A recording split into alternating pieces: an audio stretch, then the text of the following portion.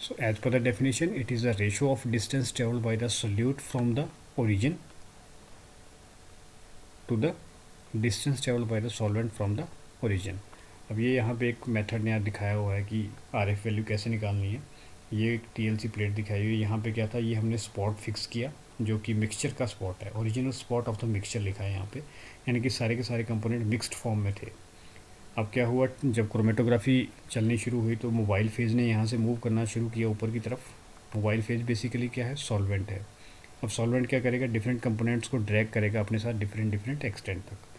अब कुछ कंपोनेंट्स की स्टेशनरी फेज के साथ ज़्यादा स्ट्रॉन्ग इंटरेक्शन होगी तो वो स्लो मूव करेंगे, कुछ कंपोनेंट्स की स्टेशनरी फेज के साथ कम इंटरेक्शन होगी तो वो फास्ट मूव करेंगे। और आप देखेंगे कि सबसे आगे सॉल्वेंट ही होगा, क्योंकि सॉल्वेंट की जो मोबाइल फेज़ है उसकी स्टेशनरी फेज के साथ की जो इंटरेक्शन है वो बहुत मिनिमम रहती है, तो सबसे आगे जाएगा सॉल्वेंट। उसके बाद डिफरेंट एक्सटेंट तक जाएंगे डिफरेंट कंपोनेंट्स। तो इन्होंने दिखाया हुआ है कि ए कोई कंपोनेंट ए जा रहा है तो इसकी जो डिस्टेंस है ओरिजिन से वो स्मॉल ए है। कंपोनेंट बी जो सेपरेट हुआ उसकी डिस्टेंस हम लेके चल रहे हैं ओरिजिन से, ओरिजिन का मतलब जहाँ से शुरू किया था हमने वो स्मॉल बी है। ऐसे ही एक पॉइंट सी है जिसकी डिस्टेंस ओरिजिन से स्मॉल सी से डिनोट कर रहे हैं। और यहाँ पे इसने सॉल्वेंट की डिस्टेंस शो की है ओरिजिन से, तो सॉल्वेंट सबसे आगे मूव किया तो उस डिस्टेंस को हम एक्स लिख रहे हैं।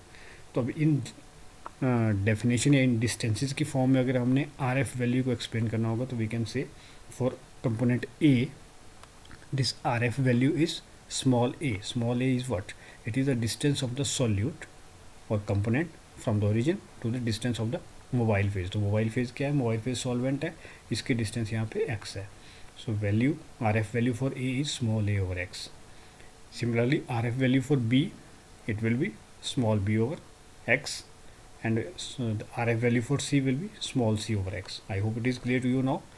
बेसिकली हम किसकी बात कर रहे हैं, सॉल्यूट की डिस्टेंस क्या है ओरिजिन से डिवाइडेड बाय सॉल्वेंट की डिस्टेंस क्या है ओरिजिन से। तो ये सॉल्यूट और सॉल्वेंट का रेशियो यहाँ पे बड़ा इंपॉर्टेंट है। कई बार रट्टा मारा होता है आप लोगों ने और उसमें सॉल्वेंट आपका ऊपर चला जाता है और सॉल्यूट आप डिनोमिनेटर में लिख रहे होते हैं, तो गलत हो जाता है वो सिस्टम। तो बेसिकली समझना है कि किसकी बात हो रही है, रेशियो की बात हो रही है, क्योंकि सॉल्यूट कम मूव कर रहा है तो ये न्यूमिनेटर में रहेगा और जो चीज़ ज़्यादा मूव कर रही है सॉल्वेंट वो डिनोमिनेटर में रहेगा। अब different substances poses different R F value, और आर एफ वैल्यू किन किन फैक्टर पे भी डिपेंड करती है, it depend upon nature of the substance. यानी कि जैसे ए बी सी इनका नेचर कैसा है इस पे डिपेंड करेगी। नेचर ऑफ द सॉल्वेंट, जो हमने सॉल्वेंट फ्रंट यहाँ पे देख रहे हैं, सॉल्वेंट कौन सा चूज़ किया उस पर डिपेंड करेगी। टेम्परेचर क्या है, टेम्परेचर ज़्यादा होगा तो ज़्यादा फास्ट मूवमेंट होगी, टेम्परेचर कम होगा तो कम फास्ट मूवमेंट होगी। तो इस वजह से टेम्परेचर पे भी डिपेंडेंस रहती है आर एफ वैल्यू की। नेचर ऑफ इम्प्योरिटीज़, अगर इम्प्योरिटीज़ प्रेजेंट है कुछ तो वो भी कंट्रीब्यूट करती हैं कि आर एफ वैल्यू क्या रहने वाली पर्टिकुलर कंपोनेंट की। And it also depend upon quality of filter paper use. अगर हम पेपर क्रोमेटोग्राफी यूज़ कर रहे हैं तो उसमें हम फिल्टर पेपर यूज़ कर रहे होते हैं, तो अगर फिल्टर पेपर कैसा हमने लिया है, किस क्वालिटी का है, उस पर भी डिपेंड करेगा। अब डिफरेंट टाइप्स की क्रोमेटोग्राफी टेक्निक्स हो सकती हैं और ये किस किस हिसाब से इनको डिवाइड किया है based on solute solvent phase interaction. इस सॉल्यूट में यानी कि स्टेशनरी फेज में और मोबाइल फेज में कैसी इंट्रैक्शंस थी, बेस्ड ऑन क्रोमेटोग्राफिक बेड यानी कि सपोर्ट हमने कैसा यूज़ किया है, कॉलम यूज़ कर रहे हैं, पेपर यूज़ कर रहे हैं या थिन लेयर यूज़ कर रहे हैं। Based on physical state of mobile phase कि मोबाइल फेज सॉल्वेंट फॉर्म में है, गैसेस फॉर्म में है या लिक्विड फॉर्म में है। तो ये उसके कुछ एग्जांपल है, आप यहाँ से देख लेना।